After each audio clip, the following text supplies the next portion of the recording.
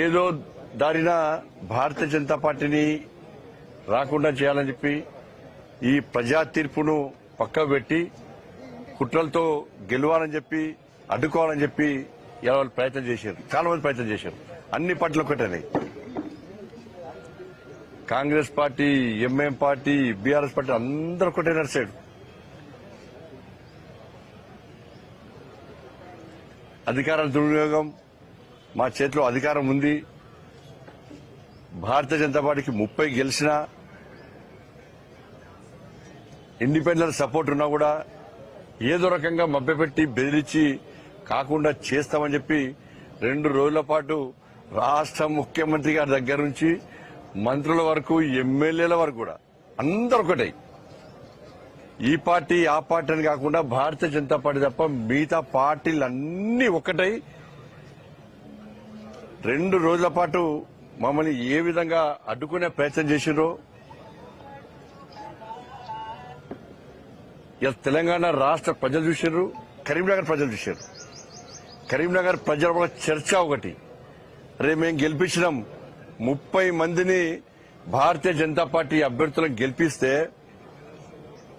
ఇలా వాళ్లకు మేయర్ పదవి రాకుండా ఈ పార్టీలన్నీ కలిసి అడ్డుకుంటాడని చూసి ప్రజలు ఆశ్చర్యపోయారు, విస్మయాన్ని వ్యక్తం చేశారు. గింత కుట్రలా, ఇంత కుతంత్రాలా? కానీ అందరూ ఒకటేరు, కానీ ఏం సాధించలేకపోయారు. చివరకు సాధించింది భారతీయ జనతా పార్టీ. దానికి కారణం లేదు, కేవలం భారతీయ జనతా పార్టీ బలపడుతుంది. భారతీయ జనతా పార్టీని కరీంనగర్లో రానియద్దు. ఈ కరీంనగర్లో భారతీయ జనతా పార్టీ మేయర్ అయితే రాబోయే రోజుల్లో తెలంగాణ రాష్ట్రంలో భారతీయ జనతా పార్టీ ప్రభుత్వం ఏర్పడడానికి ఒక సెంటర్ కాకపోతుందని చెప్పి ఈ పార్టీలు భయపడ్డాయి. చర్చించారు వాళ్ళందరూ కూడా. కరీంనగర్లో ప్రభుత్వం ఏర్పడాలన్నా ఇక్కడి నుంచే, ప్రభుత్వం పోవాలన్నా ఇక్కడి నుంచే గతంలో జరిగిన సంఘటనలు గుర్తుంచుకునే భారతీయ జనతా పార్టీ ఇక్కడ విజయం సాధించింది. కాబట్టి నెక్స్ట్ ఇది తెలంగాణ రాష్ట్రంలో భారతీయ జనతా ప్రభుత్వం ఏర్పడక పునాది అవుతుందని చెప్పి భయపడే వీళ్ళందరూ ధైర్యంగా ఎన్నికల్లో అడ్డుకోలేక ప్రజలు తీర్పు ఇచ్చినప్పుడు కూడా దాన్ని పక్క పెట్టి ఈరోజు అడ్డుకునే ప్రయత్నం చేసినప్పుడు కూడా ఇలా 100% ఇలా భారతీయ జనతా పార్టీ గెలిచింది, ప్రజాస్వామ్యం గెలిచింది. మా మోడీ గారికి మాట ఇచ్చొచ్చినాం మేము, సార్ కరీంనగర్ కార్పొరేషన్ లో భారతీయ జనతా పార్టీ గెలిపిస్తాం సార్. మా అమిత్ షా గారికి మాట ఇచ్చేసినాం, మా నితిన్ నబీన్ గారికి మాట ఇచ్చొచ్చినాం. ఎట్టి బస్లో కరీంనగర్ కార్పొరేషన్ లో గెలిపిస్తాం, గెలిపించి ఇలా భారతీయ జనతా పార్టీ దమ్మెందో చూపడతామని చెప్పి వారికి ఇచ్చిన మాట ప్రకారం అందరం కలిసి, ఏ ఒక్క వ్యక్తి కాదు, ఇలా ఇంతమంది భారతీయ జనతా పార్టీ సైనికులు గెలిచారు. వీళ్ళందరూ కూడా ప్రజల కోసం పనిచేశారు. భారతీయ జనతా పార్టీ మీద విశ్వాసం, నమ్మకంతో ఇలా నిలబడ్డారు. ప్రజలకు ఒక భరోసా కల్పించారు. ప్రజలు మా మీద విశ్వాసం ఉంచి ఇలా ఇంతమందిని గెలిపించారు. 2005లో ఇదే కార్పొరేషన్లో కార్పొరేటర్ గెలిచిన తర్వాత ఆ రోజున్న ఆనందం, ఆ సంతోషం, ఆ ఉత్సాహం ఇప్పుడు అన్ని గుర్తొస్తున్నాయి ఇప్పుడు. కానీ అదే కార్పొరేషన్లో భారతీయ జనతా పార్టీ అభ్యర్థి మేయర్ గా ఇవాళ సాధించడం కూడా అంతకంటే ఎక్కువ సంతోషం, ఆనందాన్ని మాకు కలిగిస్తా ఉన్నది. ఇవాళ తెలంగాణ రాష్ట్రం ఏర్పడిన తర్వాత మొట్టమొదటి మేయర్ ఇవాళ కొలగాని శ్రీనివాస్ గారు, మొట్టమొదటి డిప్యూటీ మేయర్ సునీల్ రావు గారు. అది కరీంనగర్కి అవకాశం దక్కింది. కానీ ఇంతమంది సైనికులు ఇవాళ ప్రజల ఆశీర్వాదం గెలిచారు. వీళ్ళందరూ కూడా ఒక కమిట్మెంట్ తో ఉన్నారు, ఒక ప్రణాళికతో తయారై సిద్ధంగా ఉన్నారు. ఎట్టి పరిస్థితుల్లో కరీంనగర్ అభివృద్ధి చేయాలని చెప్పి ఒక లక్ష్యంతో వీళ్ళందరూ వచ్చారు తప్ప ఏ రాజకీయ అపేక్షతోనో డబ్బులు సంపాదించుకోవాలని చెప్పి ఆలోచనతో ఇవ్వలేరు.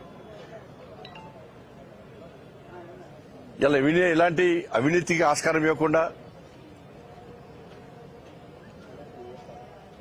ఎలాంటి ఆరోపణలకు ఆస్కారం ఇవ్వకుండా కరీంనగర్ కార్పొరేషన్ అభివృద్ధి చేయాలనే లక్ష్యంతో మాత్రమే ఎన్నికల బరిలోకి దిగినాం. ఇలా ప్రజలు ఆశీర్వదించరు, సక్సెస్ అయినాం. నేను మళ్ళీ చెప్తున్నా, ఈ ఎన్నికల వరకు మాత్రమే రాజకీయాలు.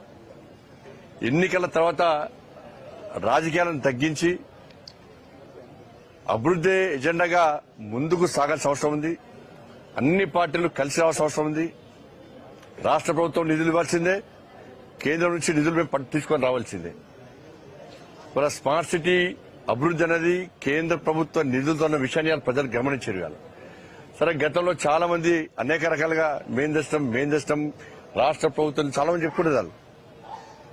కానీ ప్రజలు లేట్ అయినా కూడా లేటెస్ట్ గా తీర్పిచ్చి పూర్తి మెజార్టీ ఇచ్చి ఇలా మమ్మల్ని గెలిపించారు.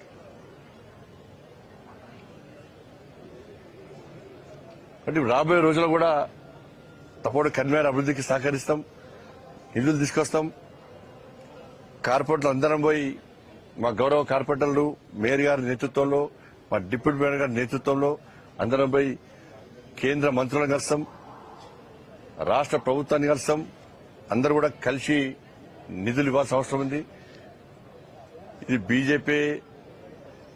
బీజేపీ మేయర్ అని చెప్పి నిర్లక్ష్యం చేస్తే కూడా వదిలిపెట్టే ప్రసక్తి లేదు. అలా ఎంత ఇబ్బంది అనిపిస్తుందంటే, నిన్న వాళ్ళు చేసిన కుట్రలు మామూలు కుట్రలు. ముఖ్యమంత్రి కూడా ఇవ్వాలి జిల్లా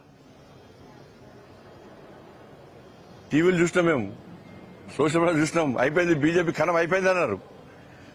కాంగ్రెస్ పార్టీ గెలిచిందన్నారు. ఇక బీజేపీ రాదు. కొంతమంది ఖేల్ ఖతం, దుకాన్ బంద్, బీజేపీ ఖతం, ఇక రకరకాలుగా ప్రచారం చేశారు. కానీ ఎక్కడ మేము పట్టించుకోలే. మాకు ప్రజాస్వామ్య నమ్మకం ఉంది. మా తల్లి మహాశక్తి, మా తల్లి మీద విశ్వాసం ఉంది. ఇంత మేము సాధించామంటే నేను నమ్ముకున్న ఆ మహాశక్తి అమ్మవారి యొక్క ఆశీర్వాదం, ఆ తల్లి యొక్క కరుణ కటాక్షాలు.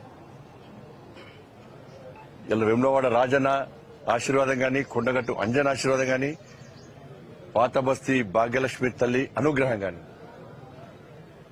వాళ్ళని నమ్మినాం. వాళ్ళ ఆశీర్వాదంతో ప్రజల ఓట్లు పొందినాం. ప్రజల ఆశీర్వాదం మాకుంది, మా గౌరవ కార్పొరేటర్లకు అందరికీ ఉంది. ఇంత మెజార్టీగా మేము గెలుస్తాం.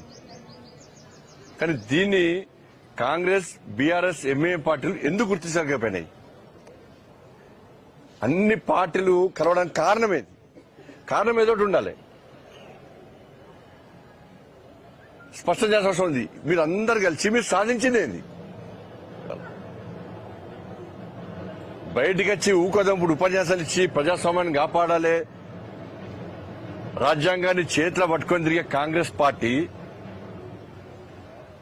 పార్లమెంటు వేదిక గాని, బహిరంగ సభల్లో రాజ్యాంగ బుక్కును పట్టుకొని తిరిగే కాంగ్రెస్ పార్టీ 35 మంది ఇలా మాకు మద్దతిస్తే బలవంతంగా ఎత్తుకపోయి కుట్రలు చేసి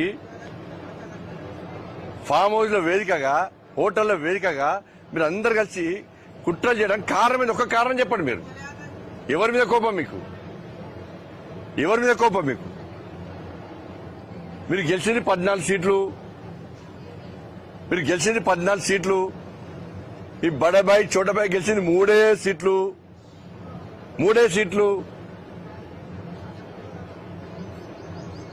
బీఆర్ఎస్ పార్టీ గెలిచింది 10 సీట్లు. మీ అన్ని కలిసా 9. మీరు అన్ని కలిసా కూడా ఇలా మ్యాజిక్ ఫిగర్ దాటలేదు.